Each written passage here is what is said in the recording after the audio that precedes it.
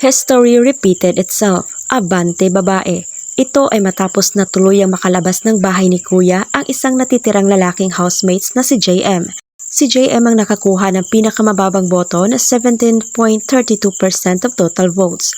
Labis ang lungkot na naramdaman ng mga fans ni JM matapos siyang hindi makasama sa Big Four.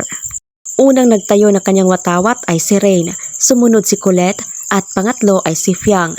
Samantalang bago itinuloy ni Bianca ang announcement ay kabadong nakahawak kamay sina Kai at JM.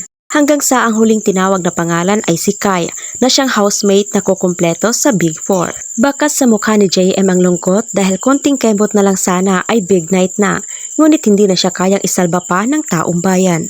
Hindi rin magkamayaw ang mga fans ni Fiang sa tuwa matapos itong mapabilang sa Big Four. Expected na nilang makakasama ang dalaga dahil sa dami ng supporters nito here and abroad.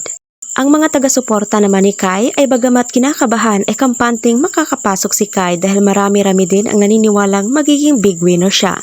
Si Colette naman ay biglang nagpakita ng tapang nitong mga nakaraang hamon ni Kuya, kaya siguro siya isinalba ng mga maya-mayan. Samantala, si Ray na unang tumayo ay tila nakatanggap ng hindi magandang komento galing sa mga tao.